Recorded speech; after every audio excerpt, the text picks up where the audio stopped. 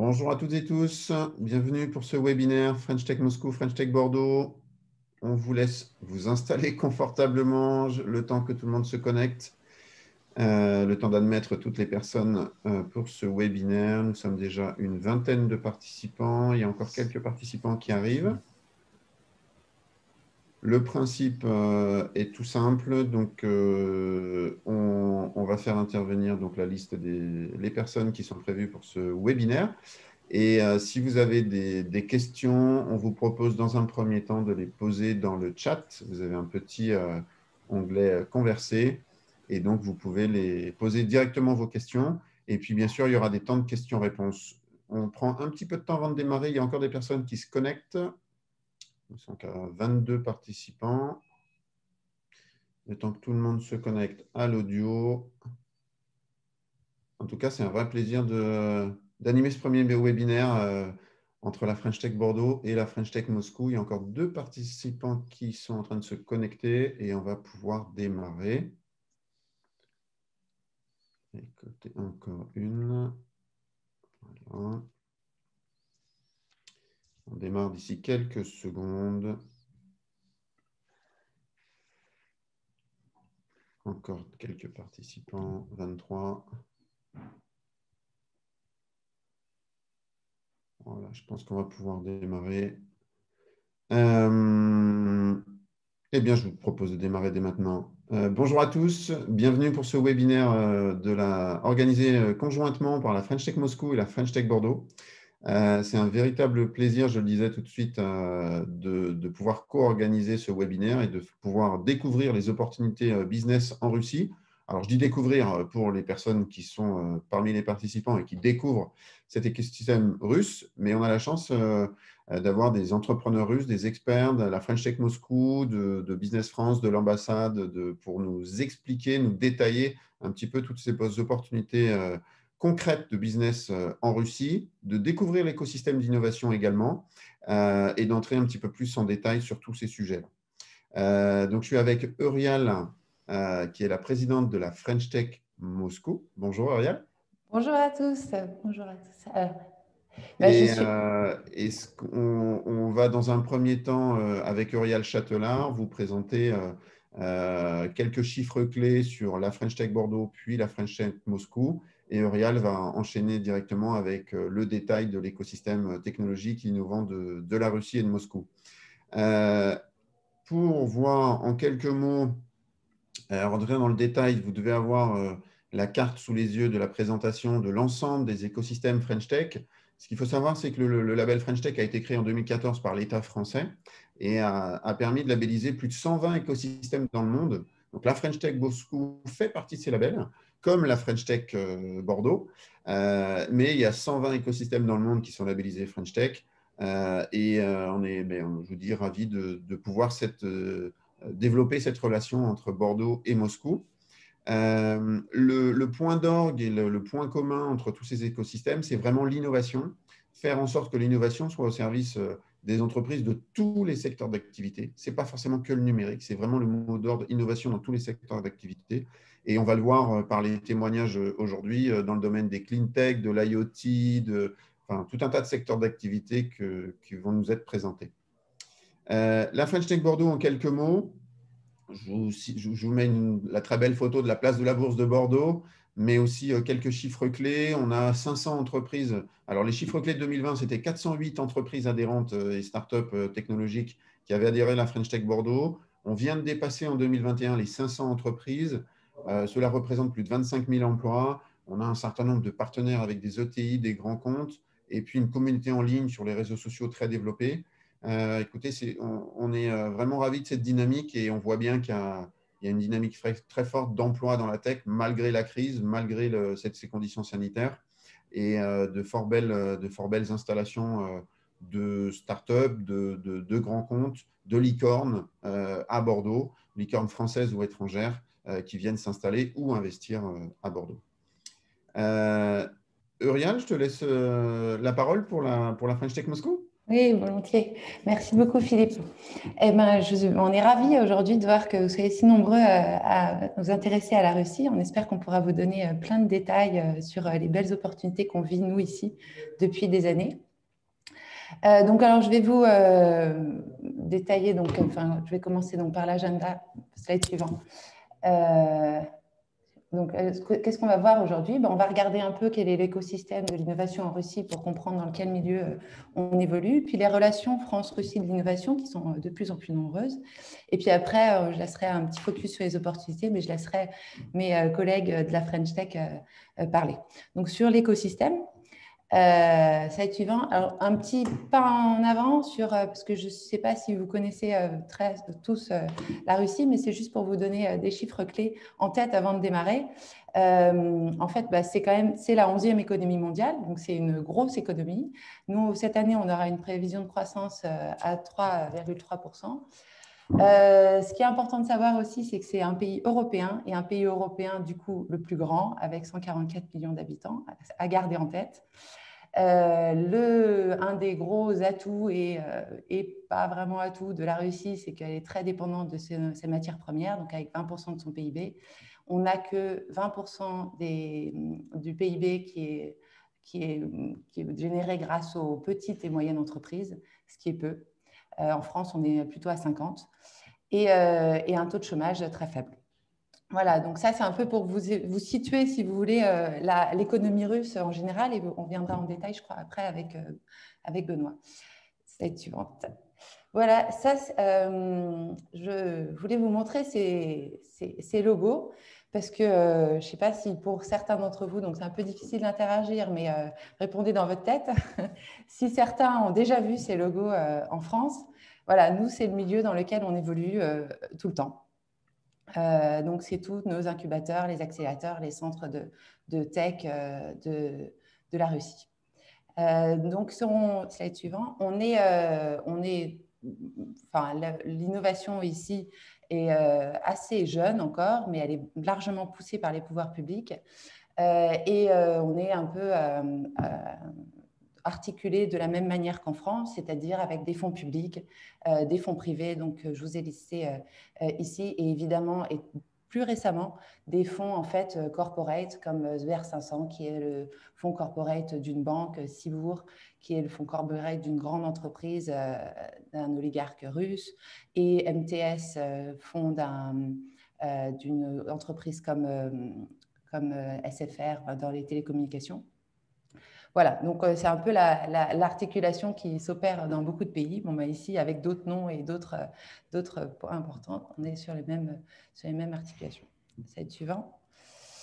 Alors, Skolkovo, quand on parle de nouvelles technologies et d'incubateurs et d'accélérateurs en Russie, on ne peut pas passer à côté de Skolkovo. Donc, Skolkovo, c'est vraiment le premier centre d'innovation de Russie, qui est un centre public et qui a été lancé, donc, qui est implanté juste en dehors de Moscou, dans la grosse mégalopole de Moscou.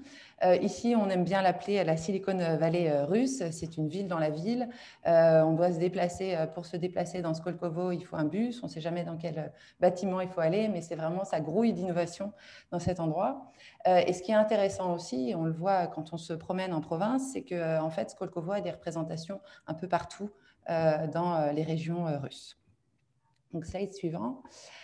Skolkovo, du coup, est organisé en clusters. Alors, vous voyez là les différents clusters qui sont IT, énergie, nucléaire, biotech et spatiale. Si vous revenez à la toute première slide sur l'économie russe, vous voyez que c'est quand même très basé sur leurs besoins, en fait, pour les grandes entreprises et pour leur économie qui est relative aux matières premières. Toutefois, donc récemment, on a évidemment l'intelligence artificielle qui se développe et de plus en plus. Donc, ils ont créé récemment un cluster d'intelligence artificielle.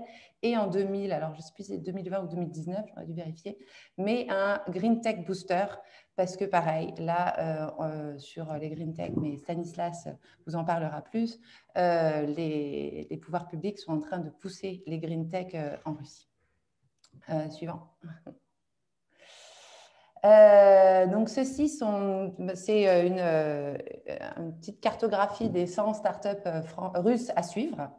Je pense que, voilà, pareil, à répondre dans vos têtes, mais vous voyez que là, on a une grande défaillance sur un secteur qui est évidemment la partie green tech. Et en revanche, on a une forte concentration de start-up dans tout ce qui est fintech, intelligence artificielle, cryptocurrency, etc., où les ingénieurs russes sont très, très avancés.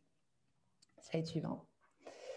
Je vous laisse ceci pour si vous voudrez plus d'informations plus tard, mais voilà, on a les intérêts des entrepreneurs et des investisseurs ne sont pas toujours les mêmes. Les entrepreneurs, les investisseurs donc, sont à la recherche de fintech russes régulièrement, et, bon, entre autres, mais par rapport aux entrepreneurs qui, eux, ne se développent pas forcément là-dedans. On a aussi peu d'entreprises russes qui sont dans tout ce qui est Martech, etc. Ce n'est pas forcément l'important dans notre cartographie. Donc, du coup, pour les investisseurs, ils sont beaucoup, les investisseurs russes, bien sûr, sont à la recherche de ce sorte de secteur. Slide suivant. Qu'est-ce qu'on a vu pendant la pandémie ? Donc, pendant la pandémie, bien sûr, il y a une grosse demande de big data, robotisation, IoT. Et puis, encore plus, alors on est sur une économie qui est beaucoup sur tout ce qui est administratif et paperasse, etc. Et donc, tout ce qui est voilà, digitalisation, signature électronique, etc., ont vu pendant la pandémie, on a des grands besoins qui se sont créés. Selon un des incubateurs qu'on connaît bien, le nombre de projets pilotes en 2020 ont augmenté de 38%. Donc, du coup, on a constaté que la pandémie n'a pas arrêté l'innovation en Russie. Slide suivant. Ensuite, je voulais vous présenter un petit peu et rapidement les licornes, nos licornes russes. J'imagine que Yandex, vous en avez déjà entendu parler, mais peut-être pas tous les autres. Donc Yandex, c'est une sphère complète d'innovation en Russie parce qu'ils ont Yandex Drive, Yandex Eat, Yandex Lavka, Yandex, le stockage de données. Vraiment, voilà, Yandex, ça a commencé comme Google avec juste un moteur de recherche, mais aujourd'hui, on ne passe pas une journée sans utiliser un service de Yandex.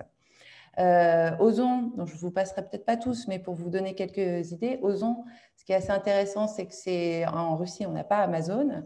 Ozon a largement pris le dessus sur Amazon dès le développement de l'e-commerce ici. Et donc, en fait, nous, notre Amazon, c'est Ozon, qui est une entreprise 100% russe. Avito, l'équivalent du Bon Coin, avec tout autant d'annonces que le Bon Coin. Et s'il y a des développeurs dans la salle, je pense que vous connaissez tous en tant que développeur Nginx. Nginx qui est utilisé dans le monde entier pour tous les développements, pour la plupart des développements de sites web. Donc voilà, donc ça c'est le genre d'entreprise qu'on connaît. Tinkoff, une banque en ligne. Slide suivant. Je voudrais juste passer un tout petit peu 2 minutes sur les startups russes, en fait, nos licornes russes qui sont parties et qui ont atterri en France donc très récemment. Je pense que c'est aussi dû à l'attractivité de la Startup Nation française. Donc Yandex qui vient d'annoncer qu'il lançait son service d'express delivery de produits d'épicerie en France. Je peux vous dire que je ne passe pas un jour sans utiliser Yandex Lavka. En fait, comment ils fonctionnent? Ils fonctionnent avec des petits entrepôts en sous-sol des villes, donc ce n'est pas via les magasins. Et puis on se fait livrer tous les produits essentiels d'épicerie en moins de 10 minutes. Donc, s'il vous manque de la glace au début de votre repas pour le dessert, vous l'aurez pour sûr avant la fin du repas. Et ils arrivent à Paris, et donc je pense en France, sur tout le territoire. Wildberries, c'est un retailer en ligne. Et donc, pareil, ils ont annoncé qu'ils allaient s'implanter en France. Donc, ce qui est pour nous assez étonnant parce que les grosses licornes généralement choisissent comme premier marché occidental l'Angleterre, l'Allemagne ou les États-Unis. Et là, cette année, on a deux beaux exemples d'installation en France. Voilà. Avant de passer à la slide suivante, trop tard. Je voulais vous dire, comme c'est moins interactif, mais pensez dans votre tête, qu'est-ce qui vous fait penser vous pensez à quoi quand vous pensez à la Russie ou à Moscou? Et puis du coup, slide suivante. En fait, la Russie, et surtout les grandes villes et encore plus Moscou, pour nous, Moscou, c'est une ville mais ultra digitalisée. C'est pas que la place rouge, c'est pas que le culturel ou que les oligarques et Poutine. Pour nous, il y a de la digitalisation partout. Les métros, le métro, dans le métro depuis très longtemps, on a le Wi-Fi. On paye le bus directement avec notre carte bleue. Moi, je me balade plus jamais depuis 2-3 ans avec ma carte bleue sur moi. C'est uniquement le téléphone pour absolument tout. Pour rechercher un parking, on regarde sur Yandex et puis on nous montre exactement quel emplacement dans la rue est disponible. Il y a des chargeurs absolument partout dans la ville, les vélos, les trottinettes, etc. Bien sûr. Voilà, ça c'est le Moscou que nous, on connaît. Slide suivant. Alors, pour les relations, donc dans l'innovation, évidemment, quand on parle de relations franco-russes de l'innovation, on passe évidemment par la French Tech Russie. Donc, la French Tech, on a eu la chance de la lancer dès le début, en 2015, donc avec une partie de l'équipe qui est ici, avec la présence d'Emmanuel Macron qui était venu inaugurer la French Tech Moscou à Skolkovo, justement. Slide suivante. Voilà notre board, Stirco, avec qui nous organisons. Donc, on a chacun une spécificité dans le steering committee, donc soit les clean tech, soit l'IoT, soit les fintech, etc. Suivant. Évidemment, la French Tech Moscou regroupe les startups investisseurs, community builders, policy makers et corporate dans l'innovation, comme chez vous. La particularité ici, c'est que on a vraiment autant, je dirais, de startups françaises et de startups russes dans nos réseaux. Donc, c'est des startups russes qui sont intéressées par la France et des startups françaises qui sont intéressées par la Russie. Je vous donne quelques exemples. Donc, ça, c'est les exemples, vous connaîtrez probablement certains noms, de startups françaises qui sont dans notre réseau. Et ensuite, suivant. Les startups russes qui sont aussi dans notre réseau de French Tech. Suivant. Voilà, on fonctionne pareil avec donc notre site. Et slide suivant, comme ça je vais un peu plus vite là-dessus, avec les news tech sur la France aussi. Ce qu'on essaie de faire, on a une newsletter qui paraît régulièrement. Ce qu'on essaie de faire sur notre site, c'est d'être vraiment un endroit en fait, où on recense tous les événements russes dans les nouvelles tech et puis évidemment français pour nos start-upers russes. Donc voilà, on essaie d'avoir un agrégateur unique. On a un réseau, donc ici c'est Telegram qui est très utilisé et pas WhatsApp, donc voire même plus que Facebook, Twitter et LinkedIn. Donc en fait notre réseau de communication privilégié avec tous les start-upers, c'est Telegram. Et donc je vous invite à le rejoindre si vous voulez suivre les news de la Russie. Slide suivant. Les partenaires, on a des partenaires clés ici qui sont tous ceux qui font partie de la Team France Export. Et par exemple, là, on est en train de faire avec la CCIFR et les CCE. Donc, la French Tech a été impliquée dedans puisqu'on a un réseau de startups que eux n'ont pas pour en fait faire toute une grande enquête sur quels ont été les problèmes pendant la pandémie. Quelques success stories en Russie. Donc, Blablacar, la slide suivante. Blablacar qui est toujours un grand exemple ici parce que la particularité, c'est que il y a plus d'utilisateurs russes sur le réseau Blablacar que d'utilisateurs français. Donc, c'est son plus gros réseau en termes de données. Donc, ils ont racheté en fait une boîte, comment ils ont opéré? Ils ont racheté une boîte ukrainienne en 2014, qui était une boîte ukrainienne, qui est une entreprise ukrainienne qui était très installée en Russie. Et ensuite, derrière, ils ont racheté petite anecdote quand même, c'est intéressant. Initialement, il y a les réseaux de bus qui fonctionnaient, mais les réseaux de bus, il y a quelques années, ne fonctionnaient pas très bien. Donc, tout un système de réseau parallèle au réseau de bus était mis en place, c'est-à-dire qu'ils suivaient exactement les mêmes trajectoires que les réseaux de bus, sauf que c'était des compagnies privées qui suivaient ces réseaux de bus. Et en fait, Blablacar a racheté un de ces réseaux de bus. qui s'appelle les Marshoots. Slide suivante. Voilà quelques autres exemples de start-up russes qui fonctionnent bien en Russie. Donc, je laisserai Yann parler de Sigfox. Caméléon, voilà, qui est installé ici depuis longtemps. Metron, qui vient de commencer qui vient de s'implanter ici. Et surtout, et Tracad, qui est une entreprise en fait, d'entrepreneurs français qui aujourd'hui s'exporte vers la France aussi. Slide suivant. Dans les relations franco-russes, donc on a un événement qui favorise justement ces échanges, suivant, qui est au château de Versailles, où on a les startups russes qui viennent rencontrer les grands groupes français. Slide suivant. C'est un événement en fait miroir, qui s'opère tous les 2 ans. Donc tous les 2 ans, on a les startups russes qui viennent rencontrer les grands groupes français à Versailles, et l'année d'après, les startups françaises qui rencontrent les grands groupes russes au musée Pouchkine. On a des poids de taille, et même le président Poutine l'a mentionné dans un de ses discours. C'est le suivant. Le prochain étant le 7 juin au château de Versailles sur le thème de l'industrie du futur. Donc ça, c'est surtout pour les start-upers russes qui viendront.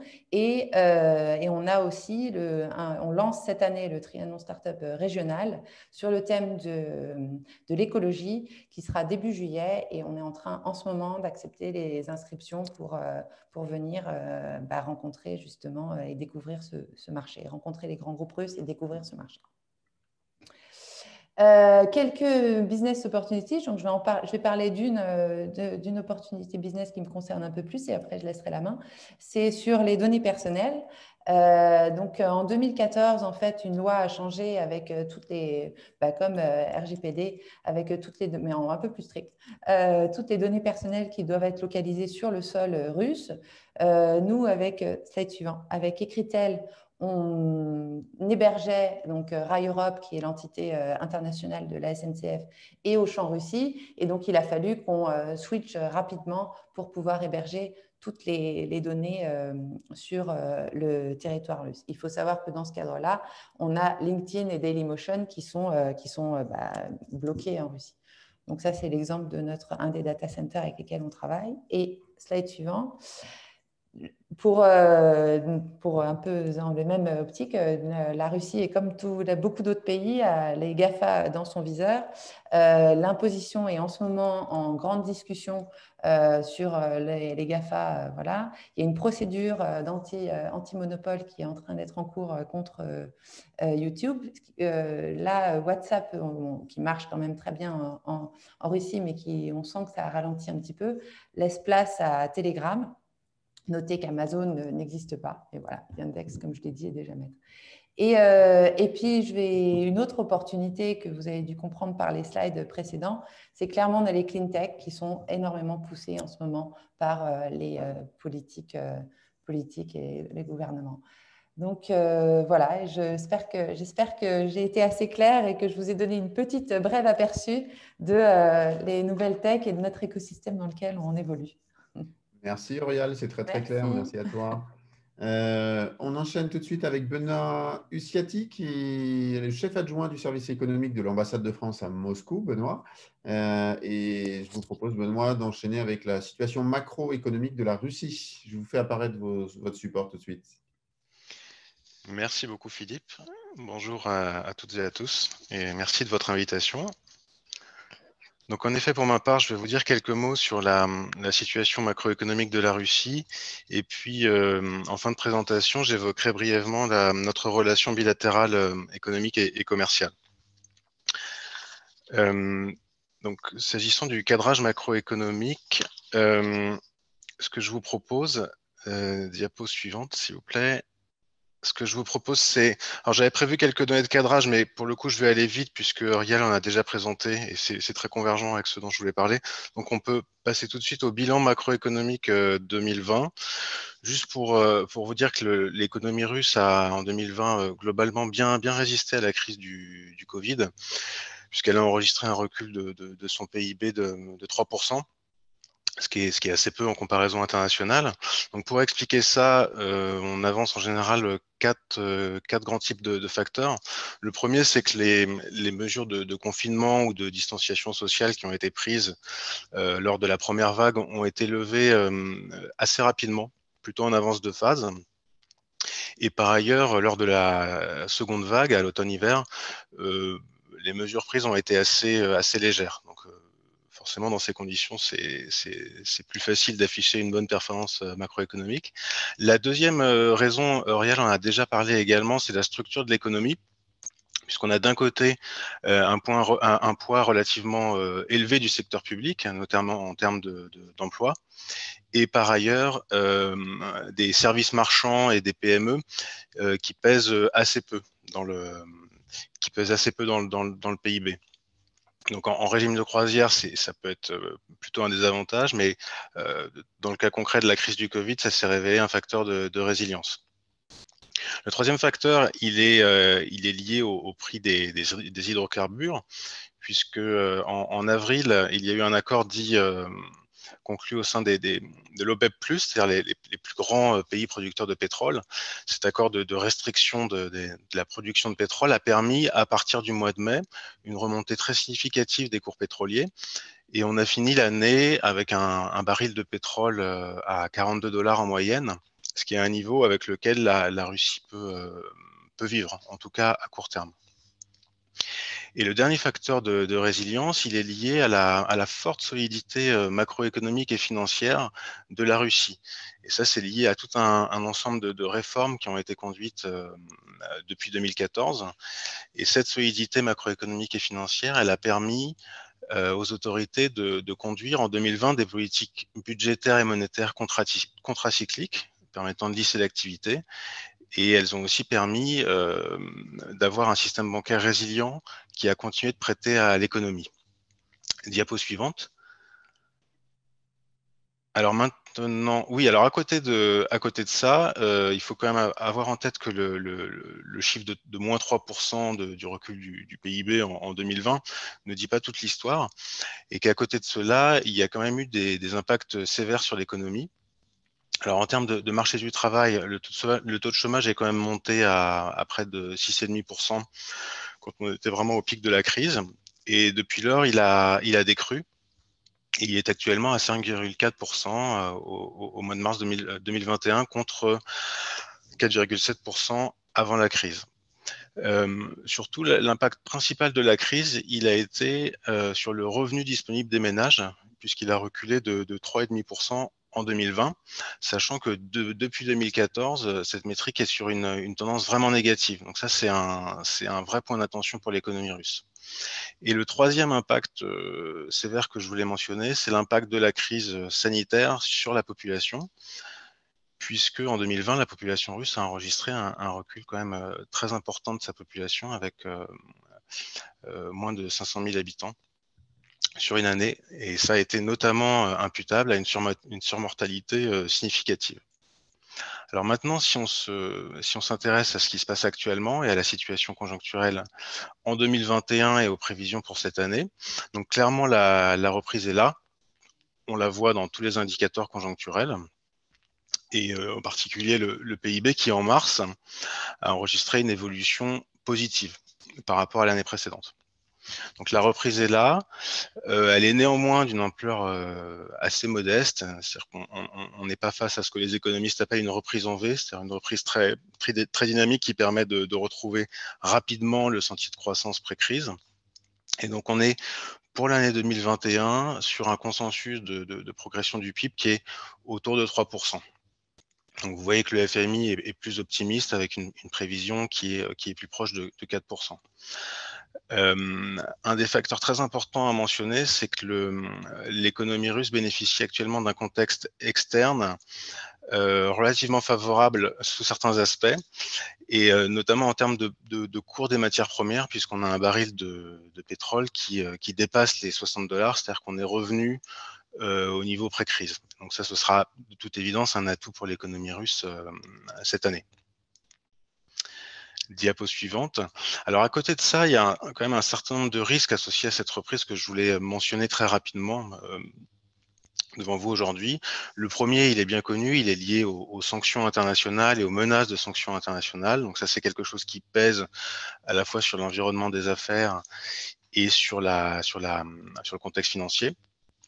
Le deuxième risque, il est lié aux politiques macroéconomiques qui sont menées, qui tendent à devenir plus restrictives cette année, notamment en ce qui concerne la politique monétaire, puisque actuellement, on assiste en Russie à une remontée de l'inflation qui est quasiment à 6%, et dans ce contexte, la Banque centrale de Russie remonte ses taux d'intérêt de manière assez significative. Et le troisième risque est lié oui, merci. Le troisième risque est lié à la campagne de vaccination qui est en cours, mais qui se déroule de manière relativement lente. Donc ça c'est clairement un risque sur la reprise économique. Maintenant, brièvement, quelques perspectives de moyen terme. Ce qu'il faut avoir en tête, c'est que le potentiel de croissance de la Russie est relativement faible pour un pays émergent. Il est estimé à 1,6% par le FMI, par exemple. Donc ça crée un certain nombre d'enjeux liés à des réformes de structure pour la Russie. Sans réforme de structure significative, ce sera difficile d'aller vers une croissance potentielle supérieure à son niveau actuel. Et donc ces réformes de structure, elles concernent le climat des affaires, en particulier, et l'attractivité. Elles concernent également tout ce qui est modernisation et diversification de l'économie pour aller vers une économie moins dépendante des matières premières. Par ailleurs, il sera nécessaire de réduire l'empreinte de l'État sur l'économie et d'accroître la concurrence sur les marchés des biens et services. Et par ailleurs, il y a évidemment un enjeu très important qui est lié aux adaptations au changement climatique. Diapo suivante. Alors maintenant, avant de passer la parole à Bruno, je voulais vous dire quelques mots sur la relation économique et commerciale France-Russie pour vous donner quelques indicateurs clés. Tout d'abord, en termes de relations commerciales, ce qu'il faut retenir, c'est que la France est, d'un point de vue macroéconomique, un partenaire commercial important de la Russie. Donc fatalement, en 2020, nos exportations ont accusé un recul, dans le contexte mondial très difficile que l'on a connu, un recul de 8%. Cela dit, il faut noter que notre part de marché s'est maintenue entre 2019 et 2020, donc elle s'est maintenue à 3,5%.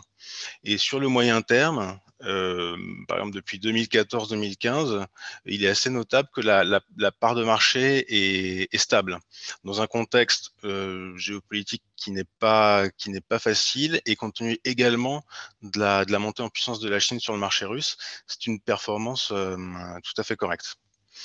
En termes d'investissement direct et de présence sur place, donc la France est également un acteur majeur, puisque si on met de côté toutes les juridictions à fiscalité attractive et les grands centres financiers comme celui d'Amsterdam par exemple, on voit que la France est le deuxième investisseur étranger en Russie, à la fois du point de vue des stocks et des flux. Donc ça, c'est quelque chose de très important à avoir en tête.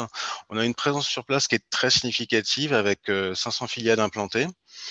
Et on est, sur la base des données de 2019, le premier employeur étranger en Russie. Donc ça, c'est aussi une performance très importante. Quelques mots maintenant sur nos secteurs clés. Donc historiquement, nos secteurs et nos partenariats stratégiques, ils sont dans l'énergie, par exemple le nucléaire, l'aéronautique, le spatial, la distribution et l'agroalimentaire. Et depuis quelques années, nous cherchons à développer des nouveaux secteurs qui sont porteurs de nouvelles opportunités, typiquement le vôtre, comme par exemple la transition énergétique, les villes intelligentes et les nouvelles mobilités, l'innovation, donc on est en plein dedans aujourd'hui, et la santé. Et pour terminer ma présentation, je souhaitais vous dire un mot de notre instance principale institutionnelle de gouvernance de la relation bilatérale. C'est un groupe de travail qui s'appelle le CEFIC pour Conseil économique, financier, industriel, commercial. Donc c'est un groupe qui est coprésidé par les ministres de l'économie des deux pays. C'est un groupe qui concrètement vit et travaille par le biais de 11 groupes de travail sectoriels qui incluent une participation des entreprises. Et en ce qui concerne votre secteur, je mentionnais l'existence d'un groupe de travail dédié aux questions d'innovation et de technologie innovante. C'est un groupe de travail qui est chapeauté pour la partie française par le directeur général de l'INRIA, qui s'appelle Monsieur Sportis. Voilà pour moi, je vous remercie de votre attention et bien évidemment, je suis à votre disposition si vous avez des questions.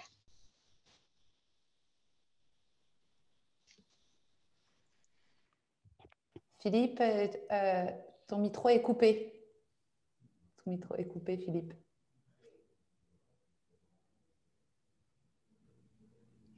Voilà, vous m'entendez? Merci Aurial. À vouloir être discret pour laisser la parole à nos intervenants, je ne remets pas mon micro, tout simplement. Je remercie Benoît Ussiati de l'ambassade de France à Moscou pour cette présentation. Et je laisse de suite la parole à Bruno Tessier de la team France Export en Russie.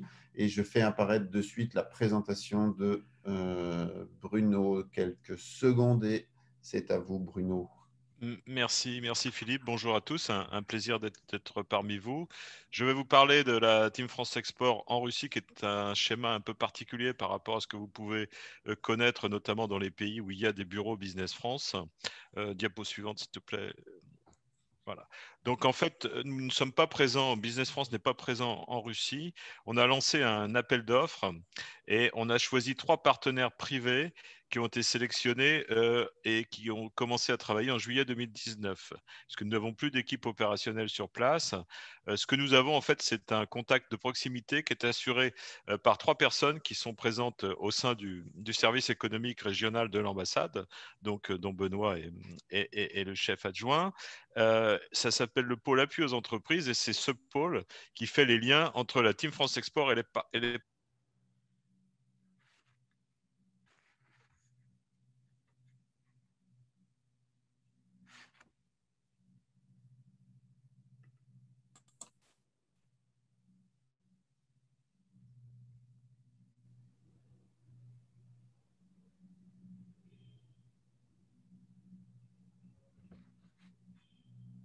Est-ce que vous m'entendez?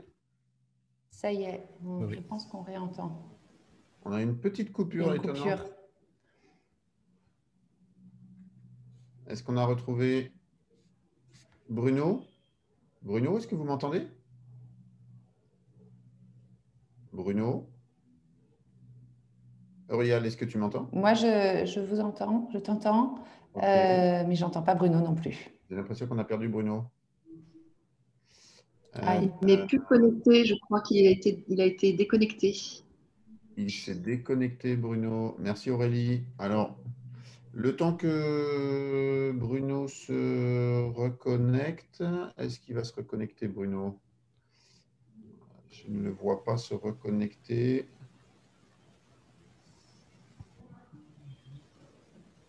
Ce que je propose, c'est qu'on passe peut-être à la présentation de Yann, le temps que Bruno se reconnecte. Et on va revenir à la présentation de Bruno juste après. Yann? Oui, bonjour.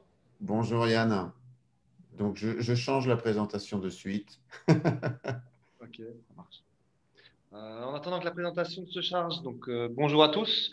Je me présente, je m'appelle Yann, je suis le CTO de l'opérateur Sigfox en Russie et je vais vous raconter un peu notre aventure, comment on a commencé et puis sur toute l'histoire on va dire, de la création de cette ou de l'extension de cette startup française en Russie. Donc, si tu peux aller au slide suivant. Donc, pour ceux qui ne enfin, Sigfox, donc c'est un opérateur des Internet of Things. Donc, il déploie des réseaux d'antennes dans tous les pays du monde. Et pour cela, ils utilisent des compagnies ou des entreprises locales qui sont liées à travers un accord de distribution sur 15 ans et qui sont responsables de déployer le réseau, de trouver des startups locales, de vendre les connectivités et de monétiser toute cette partie-là au niveau d'un pays. Et ensuite, on a un revenu sharing avec Sigfox au niveau global. Donc, nous sommes une entreprise à la fois russe, parce que nous sommes, on va dire, mais nous sommes managés donc, au niveau du slide 3. Donc, on est 3 partenaires. 2 partenaires avec qui ça fait plus de 15 ans qu'on vit en Russie, donc Eric Brisset et moi-même. Et on a aussi Emma Park qui est responsable de la partie stratégie qui s'occupe justement des relations au niveau global.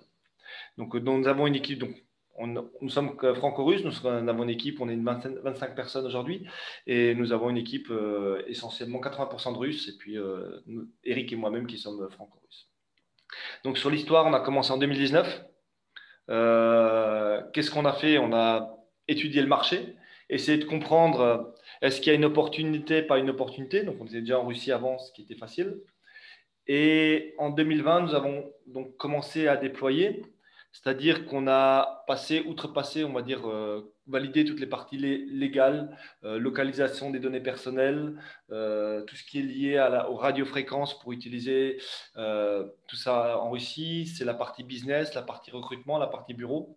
En 2021, nous sommes maintenant 20 employés et nous avons, on va dire, les premiers contrats commerciaux.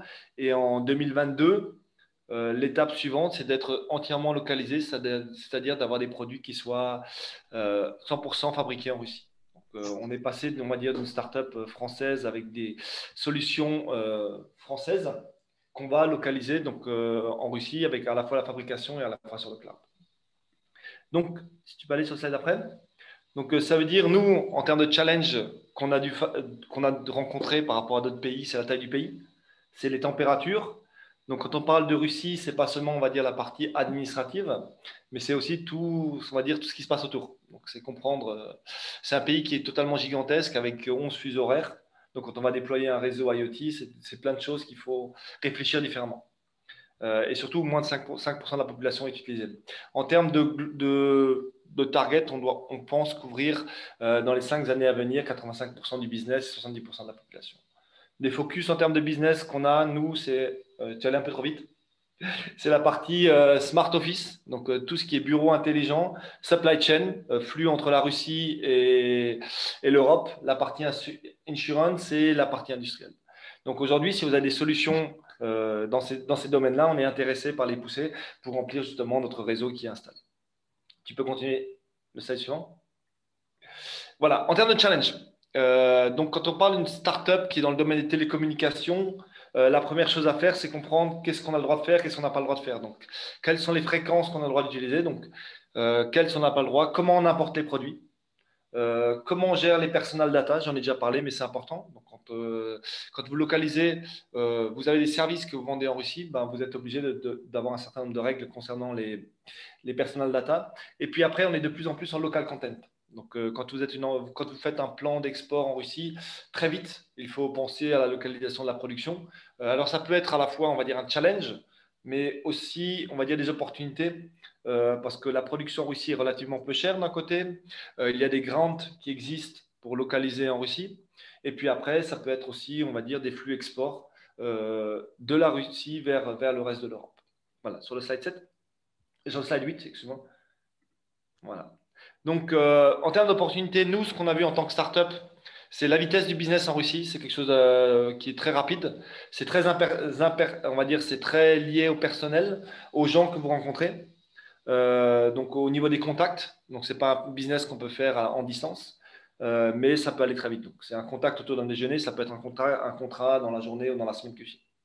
Il y a beaucoup d'ingénieurs très qualifiés. Pour des prix relativement corrects par rapport à des ingénieurs en France.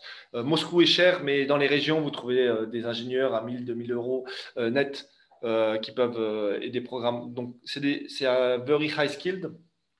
Et après, on a un écosystème important autour de Skolkovo, Innopolis, à Kaliningrad, à Novosibirsk. Donc, c'est un écosystème de plus en plus dynamique qui fournit finalement des supports pour se développer et qui fournit beaucoup d'avantages. Donc, c'est des choses à utiliser pour pouvoir développer son business. Donc, nous, c'est voilà la petite histoire de ce qu'on a fait. Comment on s'est développé. Et puis, si après, il y a des questions, je serai content de répondre. Et puis, on est prêt à aider tous ceux qui veulent se déployer ici pour partager finalement les lessons learned qui ont été liés à notre déploiement. Merci beaucoup.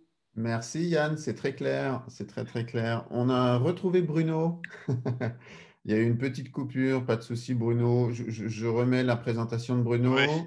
pourtant, moi, je suis en France, vous voyez, donc c'est mon Internet qui s'est interrompu juste au moment. Donc, j'en étais à la présentation de la Team France Export, donc en expliquant qu'on n'a plus de bureaux sur place, mais qu'on a une équipe basée au sein de l'ambassade et du service économique. Diapo suivant, s'il vous plaît. Donc, en fait, il y a 3 personnes qui font le lien entre les prestataires et les entreprises françaises qui sont Hélène Buriev, qui est la responsable du pôle. Donc, moi, je fais son intérim pendant son congé maternité. Elena Ponikorava, qui est référente pour Industrie Cleantech et Art de Vivre. Et Alexandra Alexiva, qui est la référente Agrotech, Santé, Cosmétique. Vous avez leur courriel dessous. Diapo suivante, s'il te plaît. Alors, qui sont les prestataires? Donc, il y a 3 prestataires qui ont été choisis en fonction des secteurs. Vous avez Dualest, qui est le prestataire pour la partie art de vivre et santé. Vous avez la CCI France-Russie, qui est pour la partie agrotech. Et vous avez le groupe CIFAL, CFE, Centre France Export, qui est une filiale de CIFAL, qui est implanté sur le marché russe depuis plus de 70 ans, qui a une très bonne connaissance des secteurs industriels. Et Rémi nous parlera plus longuement tout à l'heure. Donc, le groupe opère également dans la région Asie centrale et caspienne. Diapo suivante, s'il te plaît. Voilà. Donc, pour ce qui concerne les infos sur la Russie d'une manière générale et la Team France Export, je pense que vous avez déjà eu des présentations de certains de mes collègues qui sont en région. Là, juste pour mémoire, je vous montre un petit peu tout ce qu'on peut trouver sur la plateforme des solutions. Vous cliquez Team France-Export et après, vous allez sur la région, votre région.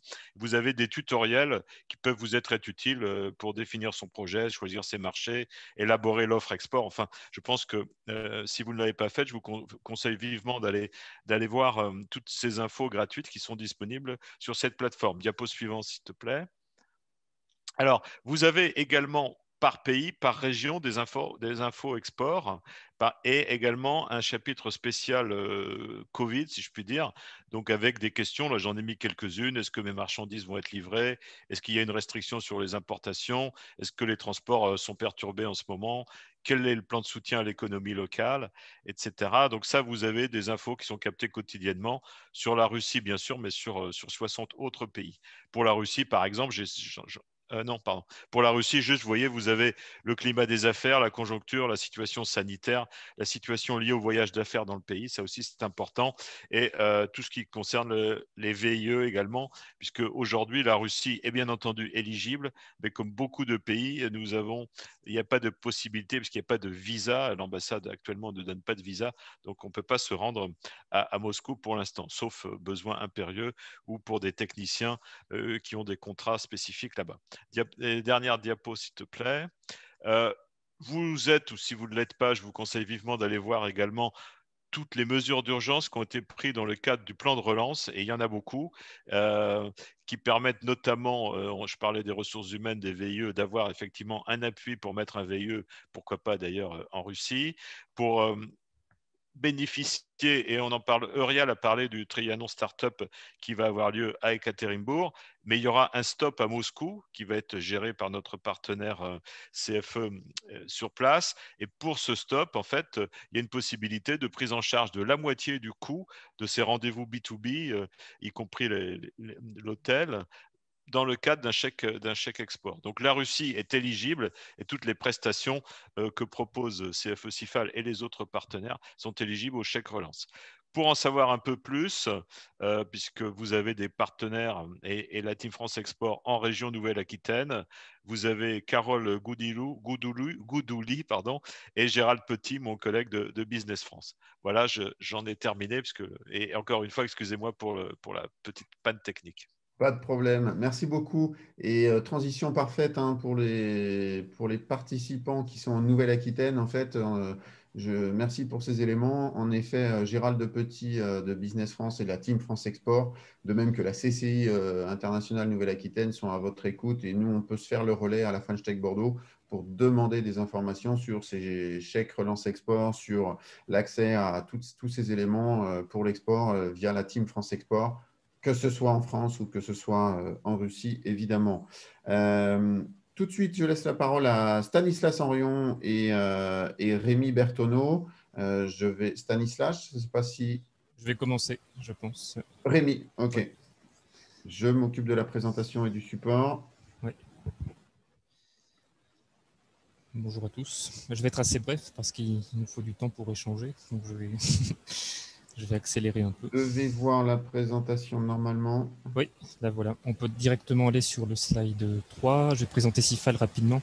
C'est une société dont je suis directeur commercial qui est en Russie depuis 50 ans et qui accompagne des groupes français en Russie et dans plusieurs pays d'Asie centrale et du Caucase. Et comme l'a dit Bruno, on est aussi partenaire depuis 2 ans de Business France, dont on est le partenaire sous-traitant sur le secteur industrie, clean tech et infrastructure. Donc, slide suivante.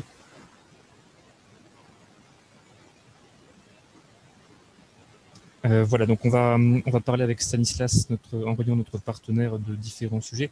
D'abord, les opportunités dans l'industrie 4.0, les opportunités dans le secteur aéronautique, parce que c'est un sujet qui doit intéresser certains membres de la French Tech à Bordeaux, les projets écologiques, et enfin, Stanislas présentera un forum franco-russe sur lequel on travaille avec la mairie de Bordeaux, et puis aussi le dialogue de Trianon Startup, dans le domaine de l'écologie. Donc les opportunités dans l'industrie 4.0 sont assez intéressantes pour les sociétés françaises en Russie. Il y a déjà plusieurs coopérations qui ont été nouées entre des groupes français et des industriels russes dans ce secteur-là, que ce soit dans le secteur minier, le secteur de l'énergie, la construction automobile ou l'aéronautique. Il y a plusieurs exemples de success stories dans ces domaines-là pour des entreprises françaises, que ce soit FIV ou que ce soit Renault dans le secteur automobile, Safran, Thales dans le secteur aéronautique, et toute une série d'équipementiers, de fournisseurs de technologies qui sont aussi positionnés sur ces secteurs-là. Le secteur industriel plus largement est en croissance en Russie. Il y a eu une baisse évidemment l'an dernier de 2,9%, mais qui a été rattrapé depuis le début de l'année. Et le taux de croissance du secteur industriel en Russie en mars 2021 est de 12%. Donc il y a un rattrapage important qui se fait depuis le début de l'année. Et donc des opportunités nouvelles qui se présentent pour les sociétés françaises. Dans le secteur de l'industrie du futur, certains programmes de certains grands groupes russes d'acquisition ou de modernisation ont été ralentis l'an dernier compte tenu du contexte, mais il y a un redémarrage depuis le début de l'année et certains industriels français sont satisfaits du contexte. Slide 6.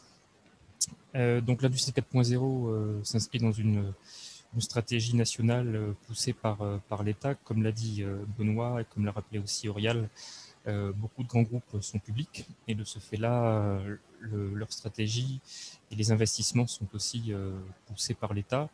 Dans l'industrie 4.0, c'est l'État qui est aussi à l'initiative.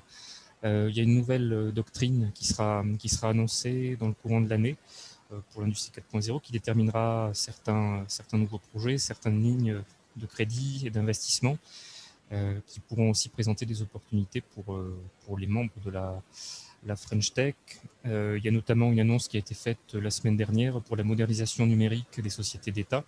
C'est une nouvelle stratégie qui a été déterminée, qui est mise en place par la Poste de Russie, RGD, les chemins de fer, Aeroflot, la première compagnie aérienne russe, Alrosa et Gazpromneft, qui sont des acteurs industriels importants dans les mines et dans le secteur pétrolier. Il y a aussi tout un changement de standard en Russie. Voilà, il y a un exemple, par exemple, sur les jumeaux numériques dont la législation a été modifiée récemment. Slide 7, je vais essayer d'accélérer. Donc, je voulais citer quelques exemples de projets dans l'industrie du futur. Notamment, il y a deux acteurs importants en Russie, Rostec et Rosatom, qui font évoluer leur modèle de production. Ça comprend à la fois le smart design de nouveaux sites de production, les technologies de production intelligentes et l'utilisation de robots et de technologies robotiques dans le processus de production, qui là aussi peut représenter des opportunités pour les entreprises françaises. Les principaux secteurs concernés sont l'industrie mécanique et la fabrication d'équipements en Russie, la métallurgie et l'industrie minière, et le secteur pétrolier et gazier. Voilà, je vais passer sur l'aéronautique rapidement. pour laisser le temps à Stanislas. Donc le secteur aéronautique est un secteur important en Russie. En volume de transport aérien, la Russie occupait la 7e place avant la crise de l'an dernier. C'est un acteur important. Le trafic évolue actuellement en Russie, même si les vols à l'extérieur sont réduits compte tenu du contexte et comme en France. Il y a une intensification des vols intérieurs l'an passé. Les Russes voyagent de plus en plus dans leur pays et donc le trafic aérien a tendance à se multiplier dans le territoire de la Russie. Ça implique aussi une modernisation à la fois du parc aéronautique, du parc des aéronefs, des avions, mais aussi une modernisation des infrastructures, que ce soit les aéroports, les aérodromes. Donc il y a un vrai effort de modernisation. Je cite un chiffre, il y a 66 complexes aéroportuaires qui doivent être modernisés d'ici l'année prochaine. Il y a un groupe français qui est assez bien positionné, notamment dans les systèmes de tri de bagages, Alstef, qui n'est pas une société de Bordeaux, mais une société de Nantes, qui a équipé plusieurs terminaux, que ce soit à Moscou ou en région. Voilà, sur la construction aéronautique en tant que telle, il y a des grands programmes nationaux qui sont poussés par l'État. Donc même s'il y a eu un ralentissement l'an dernier, il y a malgré tout une dynamique de croissance. Donc il y a trois programmes principaux. Le dernier slide, Philippe. Voilà, donc le Superjet SJ100, qui est un programme qui a été notamment développé avec des industriels français. Safran et Thales ont participé. Il y a aussi des équipementiers français qui participent à la fois pour fournir des équipements et des machines-outils qui participent à la construction du projet. Il y a un nouvel avion de ligne moyen courrier, le MS-21, dont le premier vol a eu lieu l'an dernier. Et là aussi, des équipementiers français sont positionnés, des fournisseurs de technologies sur lesquels qui pourraient être intéressants pour la French Tech Bordeaux. Et enfin, un dernier programme, l'IL 114-300, qui est un turbo, qui a un avion à turbopropulseur, qui a une capacité un peu plus modeste, dont la production en ligne est prévue pour 2023, et sur lesquels, là encore, des équipementiers français sont positionnés, ou des fournisseurs de technologie.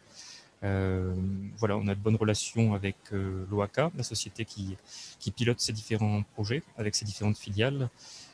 Ça peut être un sujet intéressant pour certains membres de la French Tech à Bordeaux. Et je laisse la parole à Stanislas, qui vous parlera des projets écologiques en Russie. Voilà, oui, bonjour. Bonjour tout le monde, merci Rémi et merci surtout Philippe pour l'organisation de ce séminaire. Donc Stanislas Sorion, partenaire de CIFAL et fondateur du Club des Clean Tech à Moscou. Donc je vais vous raconter rapidement, de manière la plus claire possible, pourquoi on croit tous ensemble ici à Moscou aux opportunités et en Russie aux opportunités pour les solutions technologiques dans l'écologie en Russie. Alors, pourquoi l'écologie devient une priorité en Russie? Déjà, une attente tout simplement de la population, tout simplement de nourriture biologique, mais aussi d'avoir un air plus sain, d'avoir un milieu urbain plus agréable à vivre.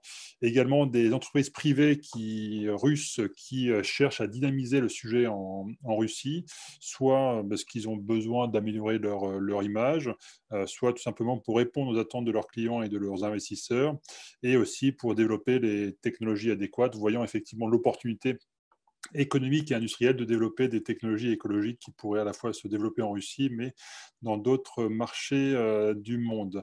Et enfin, des autorités publiques qui, je dirais, commencent à s'impliquer dans ce sujet, à la fois en raison de leurs relations au niveau international, donc bien sûr dans le cadre des COP climat, dans le besoin aussi de garder un certain contrôle de ces questions écologiques, et comme pour les entreprises privées, de pouvoir maîtriser les nouvelles technologies. Un game changer assez impressionnant ces derniers mois sur la position russe sur les questions écologiques, c'est le Green Deal européen et l'annonce d'un mécanisme d'ajustement, donc plus communément appelé taxe carbone, qui va impacter les producteurs russes qui importent en gros de 20 à 80% de leur production vers la Russie, que ce soit de l'or, que ce soit du nickel, que ce soit du gaz, que ce soit du pétrole. Ils vont tous être impactés par ces taxes carbone annoncées par l'Europe et donc tous cherchent à investir dans des technologies écologiques pour tout simplement éviter de payer ces taxes à l'Europe. Slide suivant. Donc, quelles sont les opportunités déjà des programmes fédéraux? Dans les déchets, on annonce en gros 500 usines de traitement de déchets, donc soit incinération, soit tri, soit recyclage dans les 10 prochaines années. Un programme fédéral qui a identifié 12 villes, donc les 12 villes les plus polluées de Russie, avec l'objectif de faire baisser 20% de ses émissions d'ici à 2024. Et un nouveau programme vient d'être annoncé ces derniers jours pour avoir la même ambition sur une vingtaine d'autres villes russes. Un autre programme fédéral, c'est la Volga, fleuve immense russe et très pollué, et donc avec des programmes de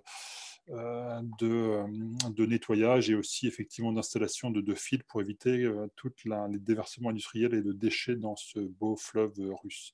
Et enfin, l'Arctique qui devient, j'allais dire mythique, mais qui devient stratégique plutôt pour la Russie, pour leurs partenaires. La Russie va présider le Conseil de l'Arctique pour les 2-3 années à venir et donc se doit d'avoir un traitement et d'avoir une position exemplaire, notamment en écologie, dans l'Arctique. Slide suivant, merci Philippe. Les industriels, donc quelles opportunités travailler avec des industriels qui sont très impliqués.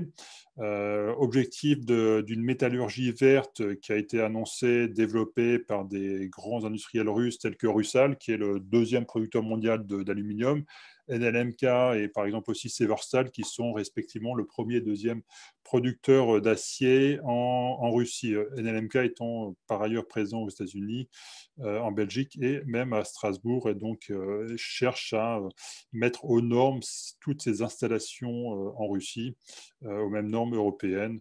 Et NLMK qui est dans la ville de Novolipietsk, qui a le plus grand haut fourneau d'Europe. Voilà. C'est vraiment des acteurs industriels importants, clés, avec des moyens pour bouger et pour investir dans les nouvelles technologies. Un autre exemple qui fait bouger les industriels aujourd'hui, c'est la catastrophe en mai-juin dernier, qui a été aussi effectivement aussi mis en avant dans la presse française. Donc 20 000 tonnes de carburant déversées malheureusement par Nornickel dans la belle nature arctique russe, qui lui a valu récemment une amende de 1,5 milliard d'euros, ce qui était du jamais vu en Russie, ce à quoi personne ne croyait, vu la proximité notamment du propriétaire de Nornickel avec le président de la République, le président de la fédération russe. Et de fait, voilà, l'amende est tombée il y a 1 ou 2 mois. Et donc, face à de telles mesures mises en place par l'État, les industriels commencent à prendre très au sérieux les possibles amendes russes. Un terme qui revient très souvent chez les industriels russes, c'est décarboner à tout prix. Reste à savoir aussi ce qu'on met derrière la décarbonisation. Ça peut être à la fois tout simplement l'achat de crédits carbone sur les marchés internationaux, soit revaloriser finalement la présence de forêts en Russie, soit la mise en place de filtres et de différentes technologies permettant de capter et de réduire les émissions en carbone. Slide suivante. Voilà, merci. Un autre programme intéressant pour des startups et technologies de Bordeaux et d'Aquitaine, c'est différents programmes annoncés de villes Smart City et villes durables en Russie. Déjà, Moscou, Uriel nous en parlait, est une ville déjà très moderne, très connectée. Ça a été l'objectif mis en place notamment pour la Coupe du Monde de 2018. Et donc, dans la suite et dans l'exemple de la capitale, le niveau fédéral est en train de lancer un programme des 20 plus grosses villes russes. Donc, c'est les 20 villes suivantes, notamment Saint-Pétersbourg, Ekaterinbourg, Nijni-Novgorod, qui sont des villes millionnaires, donc avec pas mal de projets de type Smart City.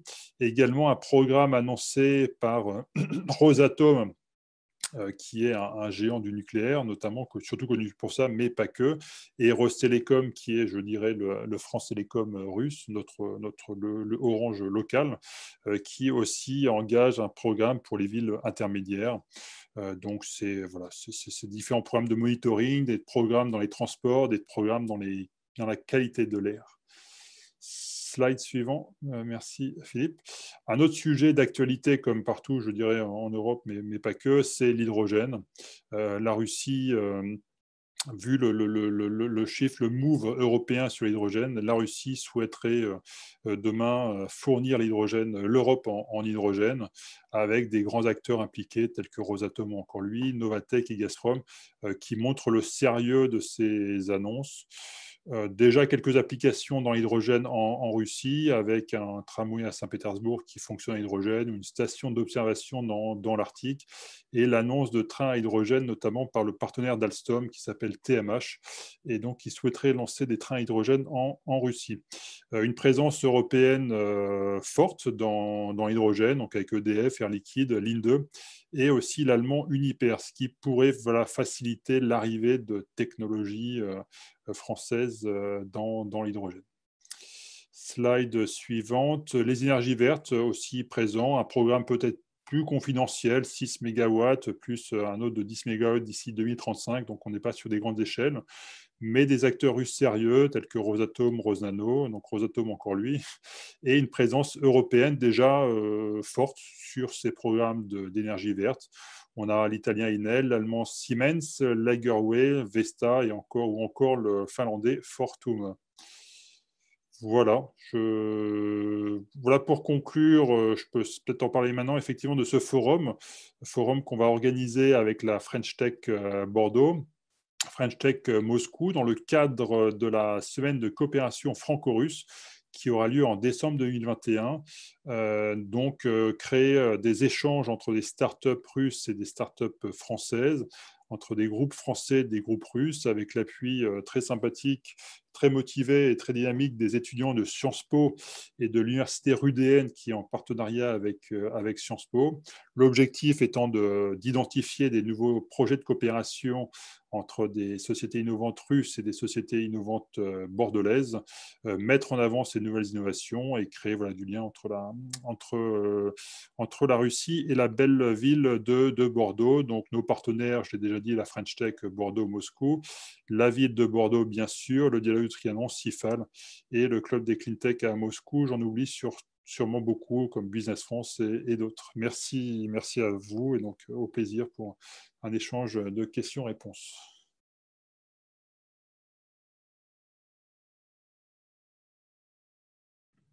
Est-ce qu'il y a... Merci Stanislas, c'est très très clair. Merci Philippe. Est-ce qu'il y a quelques questions dans l'assistance sur ce...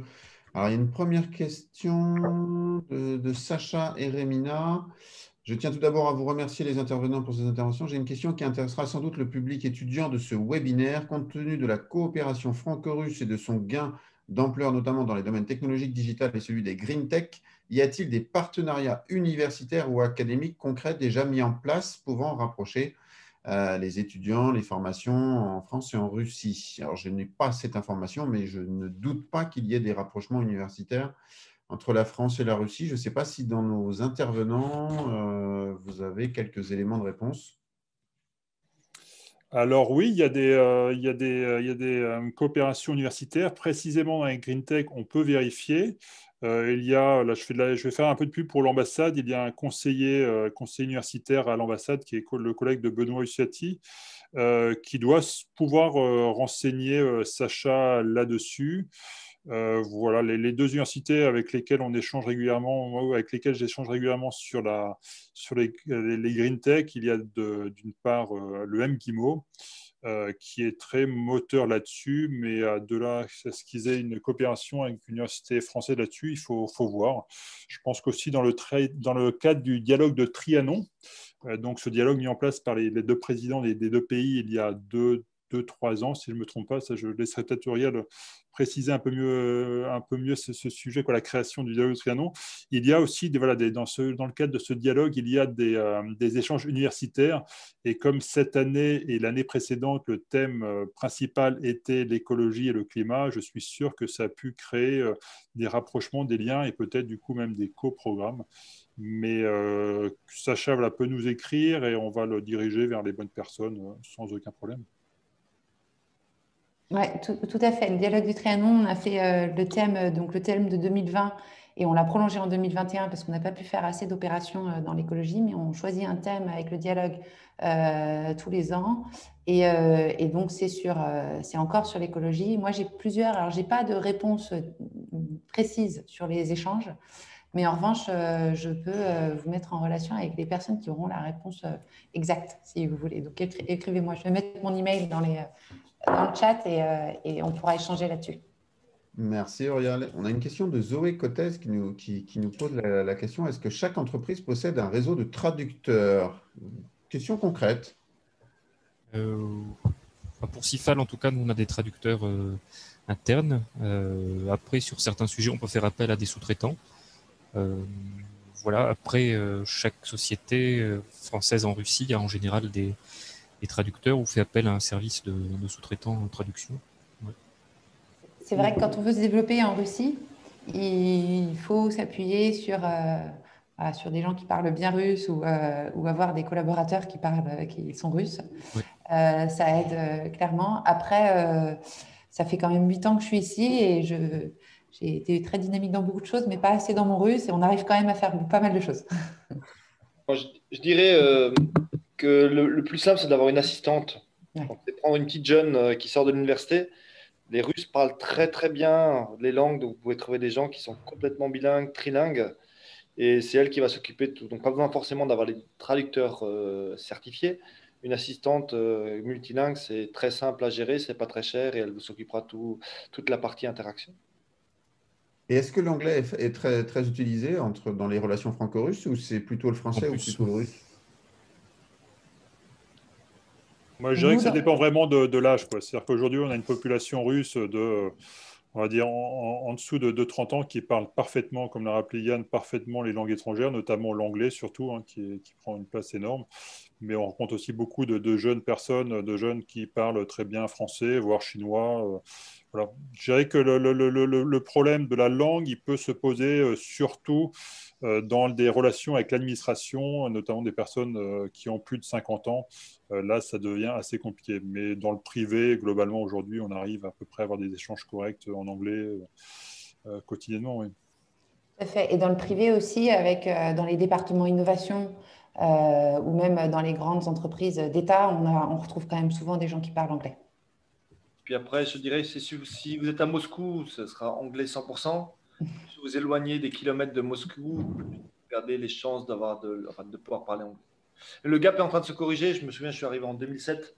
Il n'y avait personne qui parlait anglais. Maintenant, quasiment, on va dire, dans chaque entreprise, partout, il y aura les possibilités de parler anglais. Donc, pour les discussions business, les discussions techniques, il n'y a vraiment aucun problème. Merci Yann de ce retour très clair. Est-ce que vous avez d'autres questions parmi nos participants? N'hésitez pas à prendre la parole éventuellement ou à l'indiquer à l'écrit comme vous le souhaitez. Faites-nous signe. Est-ce que vous pensez qu'un accord pourrait être entendu entre une start-up française spécialisée dans l'établissement de e-visa en B2B avec l'aide d'AI avec la Russie? Ah oui, avec de l'intelligence artificielle, pardon, et avec la Russie. Ouais, sur les e-visas, il y a déjà un projet russe qui devait être réalisé l'an dernier. Donc le e-visa est d'actualité en Russie. Enfin, c'est quelque chose qui doit rentrer en vigueur après la rouverture des frontières. Je pense que c'est un peu tard pour se positionner sur ce sujet. Je ne sais pas ce que vous en pensez, Auriel et Stanislas. Ouais. Normalement, le e-visa, je pense qu'ils ont tout mis en place parce que même les annonces du président Poutine, comme quoi, dès que les frontières vont réouvrir, le e-visa sera en vigueur. Donc, c'est peut-être un peu tard, mais pourquoi pas? Peut-être qu'ils ont… Oui. Olga qui nous pose la question suivante. À votre avis, quel est le domaine de coopération le plus prometteur à long terme entre la France et la Russie? Bon, Stanislas va nous dire les green tech. Ouais, mais L'écologie, forcément, ouais. L'écologie, ouais. Je pense Non, que c'est un vrai thème pour la coopération à long terme, pour la simple raison qu'il y a quand même, allez, pour être gentil, 15-20 ans de retard en Russie sur les green tech, parce que ils ont des hydrocarbures qui coûtent rien du tout, donc ils peuvent aller dépenser. Mais on le voit, ça pousse de partout, comme l'a montré Stanislas. Ouais, en effet, hein, j'étais un petit peu sur le ton vraiment humoristique en disant Stanislas et Green Tech, mais vous en avez fait la parfaite démonstration en termes de chiffres et de marché, de start-up. Véritablement, c'est vrai que je ne connais pas très bien le marché russe, mais de cette présentation, c'est criant, véritablement.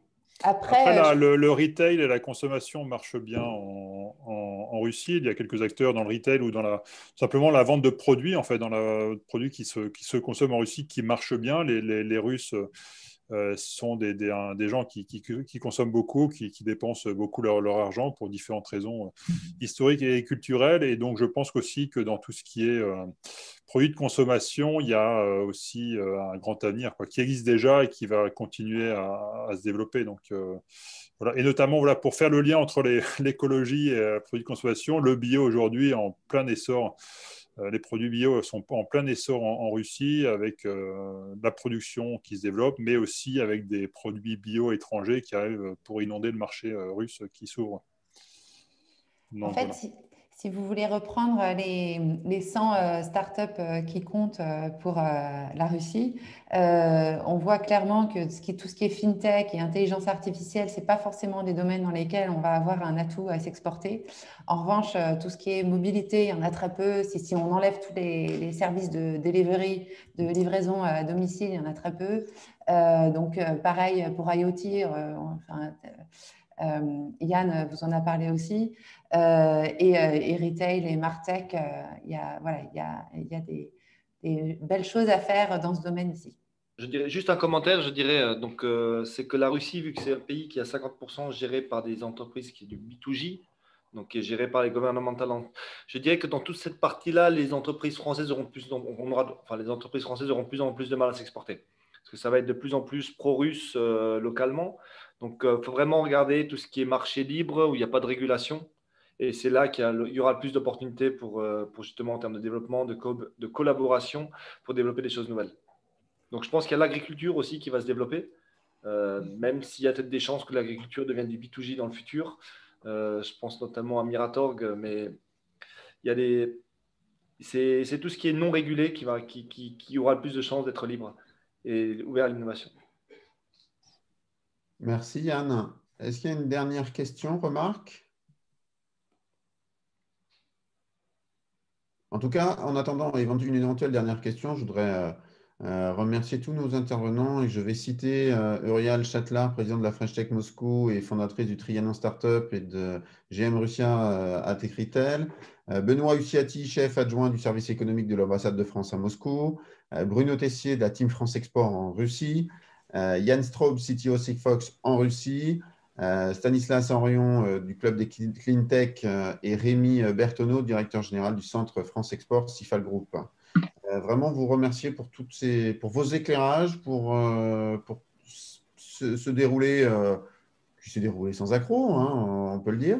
Et puis, je ne vois pas de dernière question. Donc, Urial ou Stanislas, est-ce que vous voulez prononcer le mot de la fin? Moi, je suis ravie en fait d'avoir pu présenter cette Russie innovante qu'on vit au quotidien en fait. Et puis bon, vous avez eu tout le détail des prochains événements, des opportunités pour les startups françaises. Mais surtout, n'hésitez pas. Nous, on est vraiment avec l'équipe French Tech Moscou. On est très dynamique. On se réunit tout le temps. Donc, n'hésitez pas. On est votre relais ici. À nous contacter directement. On sera ravis. Voilà. Merci beaucoup. Merci Urial. Écoutez, je vous souhaite à toutes et tous une très belle fin de journée, fin de semaine. Et surtout, merci à toi, Philippe, parce que merci tu as géré ça de l'organisation. Donc, merci. Ouais, super organisation, très fluide et très intéressant aussi pour nous. Avec grand plaisir. Si vous nous l'autorisez, je nous pose la question. On le diffusera en replay, si vous nous l'autorisez toutes et tous, avec les supports qui ont été partagés. On pourra en reparler a posteriori. En tout cas, je le dis aussi pour les participants, les supports seront bien sûr disponibles et n'hésitez pas à les partager, à les parcourir et à nous poser des questions pour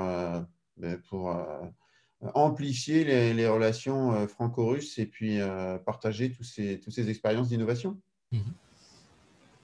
Très bonne fin de journée à tous. Merci. Merci Philippe. Merci à tous. Au revoir, Salut à bon tous. week-end. Au revoir. Bonne Bonne journée à tous. Au revoir. Merci. Ouais.